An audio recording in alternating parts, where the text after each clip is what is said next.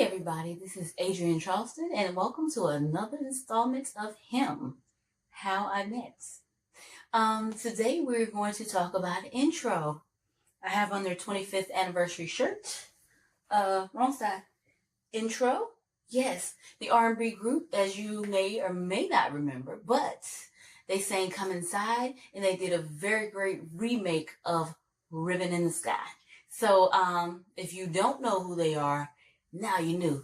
Now you do. But if you still don't know, and if you did know, you should have known because they are a part of R&B history, and it is a great and wonderful history, and they are a great, wonderful, fantastic group. So I will start from the beginning. So back in 1990, yes, 1990, I had just graduated from, let me stop. The views in this story are mine. If anyone disputes it, that could be their truth. This is my truth. These are my stories about how I met. So every time I tell a story, again, this is from my point of view. The person in the story or the people in the story may or may not see it that way, but I have a very good memory on everything. Anyway, so it was 1990. I had just graduated from high school. I was 18 years old. Back then at Fort Bragg, they used to have, I'm from Fayetteville, so right outside of Fort Bragg, they used to have boxing matches. I love boxing matches. I love going boxing. My dad used to take me boxing since I was a little kid. So I grew up going to the boxing matches at Fort Bragg. So, I was at a boxing match with one of my sisters. I have 3 sisters, 1 brother. So I was at the boxing match with one of my sisters. And we watched the boxing match. At the end of it, this guy came up to me and he was like, hey, you know, I was fighting for you. I was like, what? He's like, yeah, I was in there boxing. I was fighting for you. Like, I saw you and I was like, I had to win this match for her. And I was like, oh, okay, that's cool. I think I took his number. He gave me his number and I didn't call. The next night, me and my sister went back. And then this night he had on a uniform. Oh, mind you, he wasn't boxing. The next night he had on his uniform. He had on his military uniform with his burgundy airborne beret looking sharp and cute. And I was like, oh. And then he was like, you can't call nobody? I was like, what? Who are you? He was like, yeah, you met me last night. I gave you my phone number and you didn't call me. And I was like, oh, here's mine. Gave him my phone number. And yeah, and he called. And that person was Buddy Wike. Not yet. Well, kind of the group intro because they had started doing stuff and doing things around town and working towards getting themselves out there, getting record contracts. So this is while he was in the military. So, and it took a while it took a minute for us to get together. So he called, we talked, everything was going okay. The first conversation, and then he was like, well, how old are you? And I'm like, 18. And he was like, oh. And I was like, oh, what? He's like, oh, somebody told me you were 21. And I was like, I'm not. They could have been talking about my sister, who also wasn't 21, but, you know, they get us mixed up a lot. Because, again, it's 4 girls. So, you know. And I was like, no. And he was like, oh, well, I can't talk to you. And I was like, huh. Okay. Then he called back. And then we ended up dating. So I dated Buddy for a while throughout the whole summer. Then the stuff in Saudi happened and he had to go away to war because, you know, that's what happened. Shortly thereafter, I had already joined the military, but I didn't leave till November. I think he may have left in September or October. So I went off to basic training, went to my AIT, all of that. I wrote him every day through basic training. Well, I would write every day, but I would mail it off once a week, but I would keep the little notes because I had a little bitty notepad. So that's what we did. And we kept in touch all the way through. I got to my first duty station. By that time, he was back from the war. He was stationed back at Fort Bragg. There was this one time. So within all of that, let me back up. Within all of that, so I was over there a lot, and they all lived together, and it was Prince, Kenny, and Buddy in a home together. And they would go around doing talent shows and stuff, and I would show up, make sure I was there. I was front row. I was cheering him on because at that time he was my man. First man I dated, because he was in his early 20s. So for me, that was the first man I dated, because before then I was, dated teenagers. So so when he got back from Saudi, not sure exactly what happened, but he found me at Fort Leavenworth, Kansas, which is where I was stationed, the land of many prisons, and I was working at the prison. And he found me, found my phone number, called me up, and he needed some money. And I was like, okay. So I wired him what I could, because I was, not really in the position to send a lot, because contrary to popular belief, military doesn't make a lot of money unless you've been in a lot of years and put in a lot of time, and even, never mind. But yes, and apparently he was in New York. And I think that's when the ball had started getting rolling for intro. And then by that time, Prince had been replaced with Jeff. And next thing I know, they were touring. They were on a tour with Silk while I was still stationed in Kansas. And they were, I think I went to see him in Omaha, Nebraska, because they were coming to Kansas City and they were going to stay, but then the schedule changed and they ended up staying the night in Omaha. And then when they finished in Kansas, they were going to hit the road. So this is before cell phones, social media, all that stuff. I know how to read a map. Everyone should know how to read a map. Something my dad taught me when I was little. Another thing from my dad. Besides boxing, he taught me how to read a map. So, but it was like, come to Nebraska. I was like, okay.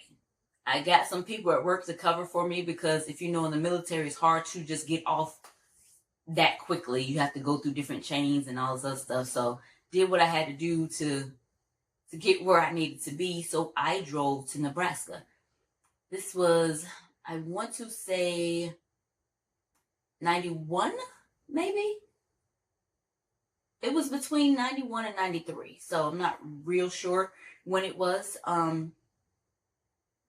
Had to be, I think it was after my son was born. So it had to be like 93. And I think I had just taken him home because I was about to be stationed somewhere else. So I'm going to say it was 93. So it was whenever they had the big floods in the Midwest. So I am driving with my map to Nebraska to see intro. There's water on both sides of the road, like up to the road. When I tell you it was a big flood, it was a huge flood. We had a little airport on my base at Fort Leavenworth. The airport was flooded. Like, they had to move the planes to higher ground. It was a bad Midwest flood. So I'm driving to Nebraska shortly after this flood on roads with water up on both sides. Nothing happened. Everything was clear. It was good. But just letting you know the circumstances and the lengths that I would go to. So Buddy was like, I will have your name at the hotel and at the place where it was going to be. I was like, okay, cool. Got to the hotel. I think everything worked out at the hotel. Got to the arena, no name. Went around trying to talk to people, nothing. Then this guy was like, come on, because, one, I was by myself, and I couldn't have been lying just because, who's going to tell a story about driving from Kansas to see intro? I mean, well, no, somebody could have, but I was by myself because, normally other people travel in groups. I walk in.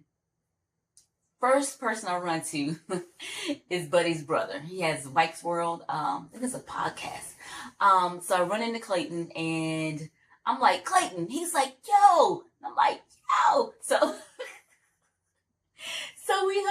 and waited for the show to be over. I got up with Buddy after they performed. Um, it was just a nice trip. And then on the way back, I rode the bus. Clayton drove my car behind the bus because they were heading to Kansas City. So we did all that. And I think after that, I ended up in Germany. So we kind of lost contact after Germany. It's been years. Like he got married at some point. I got married at some point, and I think by the time we caught back up to each other, it was some years ago. Um, I was in the midst of a divorce, and I think he was too. And he was performing in Fayetteville, to me, where it all started.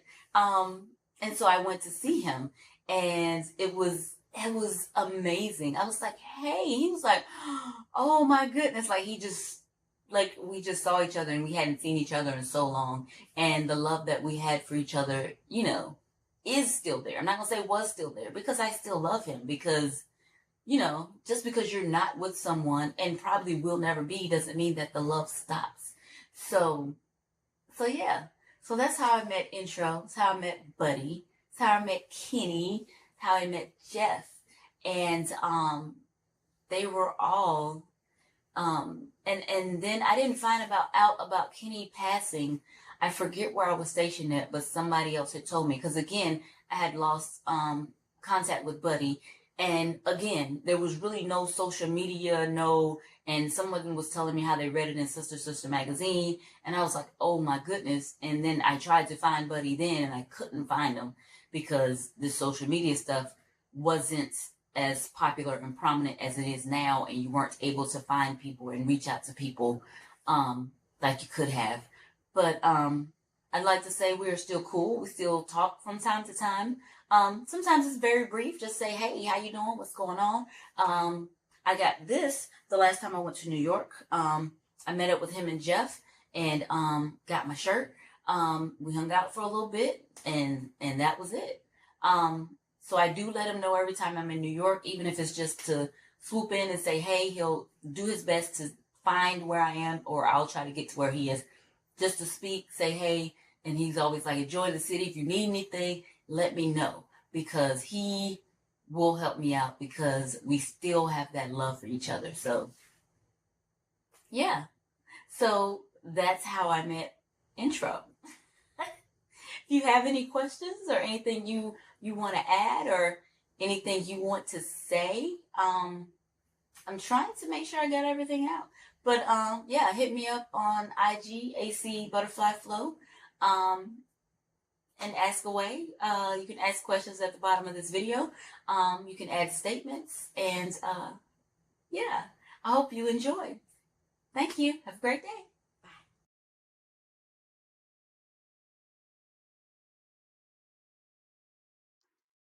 Hey everybody, this is Adrienne Charleston, and I am on this episode of Him with Buddy from Intro. We're gonna have a great interview. Here we go. Hey Buddy, What's up, H? How you doing? I'm good. How are you? That's good. I'm good. How's your family? Oh, they're good. Right, good. Hanging in there with everything going on. So I know, right? yeah, Yeah, that's good. Hanging in there is yeah, good. I'll take hanging in there. For yes, yes. real. So we're just gonna jump right into it because life. I know. So my first question for you is, what made you join the military? I had a cousin who was in the military, and I used to Hmm. spend my summers at his house. And he was based in not Aberdeen, North Carolina, Aberdeen, Maryland, the Aberdeen Hmm. Proving Grounds. And I was like, this is the life. Nice house on the lake, next to the officers club. It's like I'm joining the army when I finish high school. But he was a colonel, and I went in as a private, so it was a totally different life. So it was a totally different life. And yeah, I was playing baseball in high school. I wasn't sure if I wanted to go to college or not. I had a sister that was coming up right behind me, and it was either I go to college and hopefully not waste the money, but she was more into books than I was. So I decided to go into the army. I joined the army during my senior year of high school. Yeah. In April. Then after graduation, I went in August. Oh, you are so thoughtful. and my father had moved from New York to Maryland, and I didn't want to move to Maryland. So I was like, I'm just gonna go ahead and get my life started here and check out the Right. Army. Yeah, it was pretty cool. I'm glad I did. I met some of the best people. The people that I've met in the Army, including yourself, have been like some of my best friends for the rest of my life here. Yes. I met you while you were because Fort Bragg was your second duty station? Actually, Fort Bragg was my third because I went from basic training. I went to Germany. From Germany, I went to Fort Riley, Kansas, and that's when after Fort Riley, Kansas, that's when I went to airborne school and how I ended up in the 82nd. Yeah. Okay. Yeah, because we met when you were in the 82nd. Yes. Yes. Okay. Thank you, Mama. Thank your mother for letting you hang out with me Yes. You and your are cool so funny. family. Yeah. And while we're on this topic, so what do you think? Why do you think our connection has lasted so long throughout these years? Because it's been 30. Yeah, about 30 plus years. Yep. Yes, Oh, it's been well, 30 years. because we just always had a real deal friendship. Just always been real with each other and fun, and it's always been good times. I know you got my back, I got your back. We almost gelled into like almost like being family. And it's just been a long time of good times.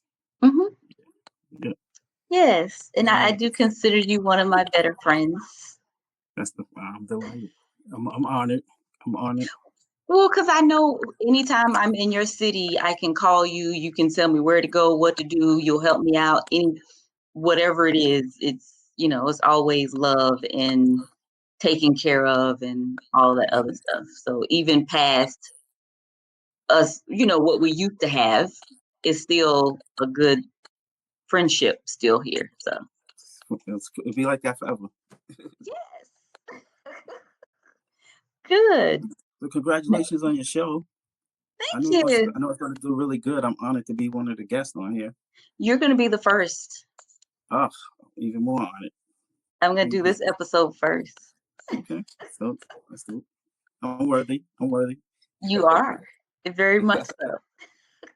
Now, how did you make the decision to leave the military and then go on into intro? Mhm. Well, prior to the Gulf War, Ken Thomas had introduced me to Kenny Green, who went on, God bless his soul, to be the lead singer of Intro. He said, "Hey man, I got this friend he was in another unit. He could sing real good. I told him, how to play the piano." So we linked us together and we started going to the officers club over at Pope Air Force Base on Sundays, and we would sit down and we would go over songs and stuff. And war broke out. Came back. Kenny had ETS from the Army, ended his term of service, and he had moved back to Michigan. I was able to get back in touch with him. He came back to North Carolina. We rehearsed, came up to New York. We met Heavy D. Heavy D introduced us to Eddie F. Eddie F introduced us to the music world. He put us in the studio with Jeff Redd, Christopher Williams, Mary J. Blige, Father MC, and so many other people. And this was during the time when I was still in the Army. So Atlantic Records was like, "Yo, we wanna you guys got some decent songs, but how about you guys put out an album on your own?" So they gave us a record deal, and that's how Intro became a part of the situation. But I told the record company that I worked for the government ordering helicopter parts. I didn't tell them I was in the Army because they would not have signed me, because at any time they spending all these millions of dollars on promotions and now war breaks out and I have to be deployed. Right. So just thank God my indeterminate service and the time of that Intro was coming up is like an elevator, at the same time pretty much. And but when it was time for me to leave the Army, I had already had the job, with Intro. So yeah. And It wasn't an easy transition because, mind you, I was just coming back from the war, and everybody around me was going through the situation with the PTSD and what we're going to do after this. Are people going to look down on us? Are people going to want to hire us? And the music was such a distraction that I never really had to suffer with that. So it kind of pretty much saved me in a sense. So yeah, it was just, excuse the long answer, but that was pretty much it. Like, intro, it just happened at the right time. Yeah. And I just wanted to do some follow-up because before the war and before you got shipped off to the Gulf, y'all were doing the talent shows. You were on the radio in Fayetteville because that's where you were at the time. Yeah. So I was at a lot of your shows.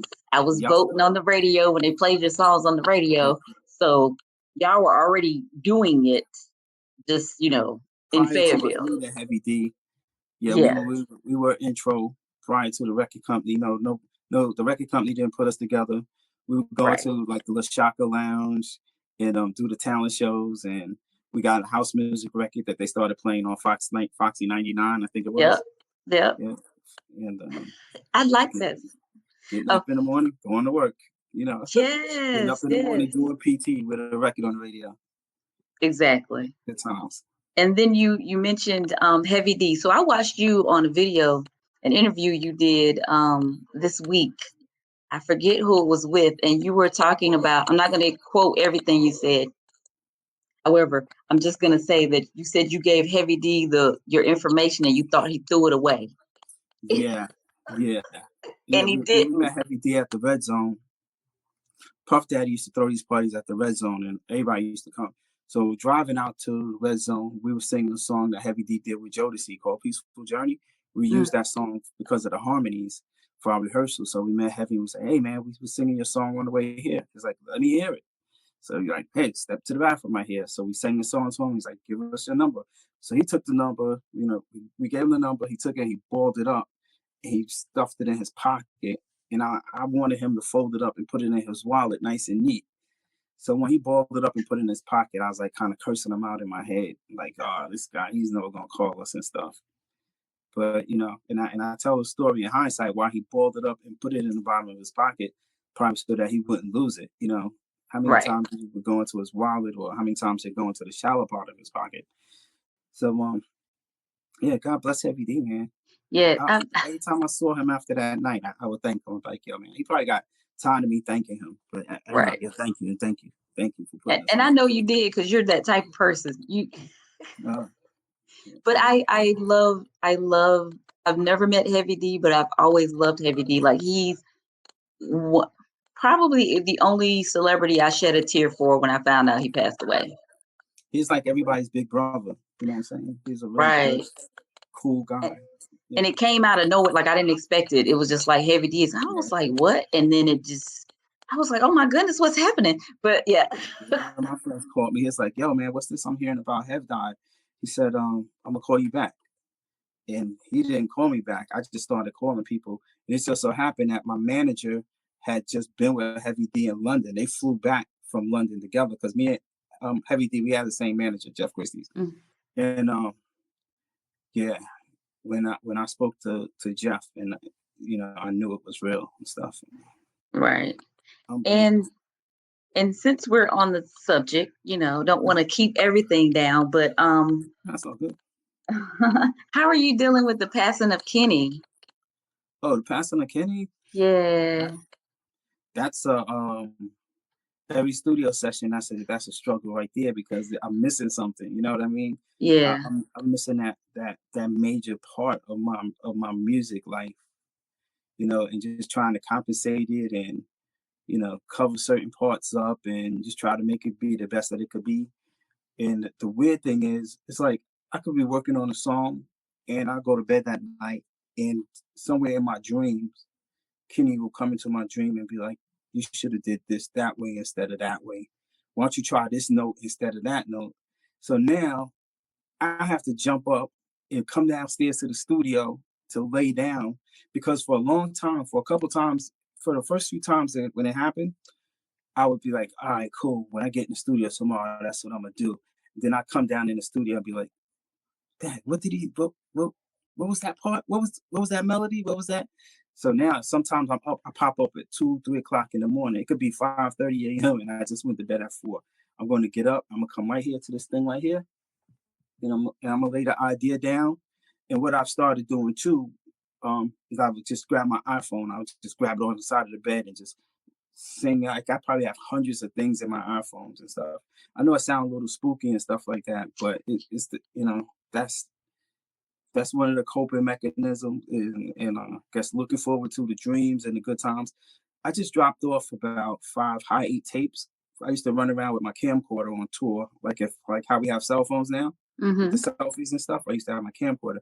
So I just dropped off 5 tapes today to get converted, and that's going to be added to our documentary. It's going to be some really good behind the scenes footage where people who only learned about Kenny Green after his passing, they'll get a real good feel of his personality and how cool and down to earth he was. You knew he's like your brother too. Yeah, yeah.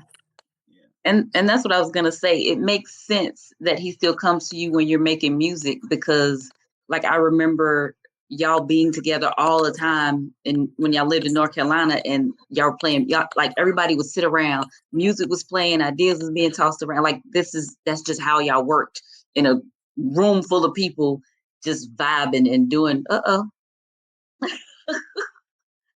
You had a phone call, didn't you? I should have told him that. Yeah, I should have told him that I had an interview during this time. He won't call back right now. He knows that I'm busy. I'll call him back. I love him. Okay. Yeah, but that's Have you met my just father before? your brother and your sister. I don't think I met your father. Okay. Yeah. I met yours. He's a good man. Yes, I have pictures with you and my dad. How long have they been married? How long have they been married? Like forever. 58, maybe 58 years. Yeah. That's the Guinness book. Yeah. Right. But yeah, that's just. I lasted 15. Hey, I had to check out. I mean, I only lasted like 5. Oh yeah, I wanted to change the laws. I've always felt like your marriage license should be like a driver's license. You should have to renew it every 5 years. You know, it shouldn't just be forever. Right, and they, have to prove that they can keep that license. If it doesn't renew, it just expired. But hopefully, you want to go down together and sign it and renew it, and yeah, that a long time. That would lose too much money for the government, though. Say that again. It would lose too much money for the government because they won't be able to keep that money for divorces. True. Yeah. But yeah. So, is there anything you would have done differently on your path to everything? I probably would have married you. I would have. Everything else happened the way it was supposed to happen. Everything happened when and where it was supposed to happen. I was supposed to go in the Army on the day that I went in the Army. I was supposed to leave the day I went in the Army. I was supposed to start my new job. I believe in that. Like, I'm actually reading this book right now, right? And it's called, if you can see, it says, When God Winks at You. Yeah, when God winks at you. And it's how God speaks directly to you through the power of coincidence. Like how things happen and you don't know why they happen. And then later on, you're like, oh, that's why that happened. Yeah. It's really a good book. I'll mail it to you once I'm done. Okay. And I wonder how things would have been if we, because we didn't break up, but like you went off to the war. I joined the military, and then you were in intro touring and everything, and I was in the military going to my different duty stations, and then we lost contact.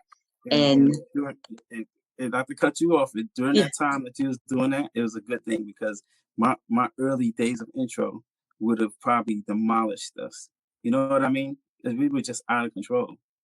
We were just like, this is what we wanted to do, as young guys growing up and having songs on the radio and going to different countries and Yeah, I know. Tasting different foods.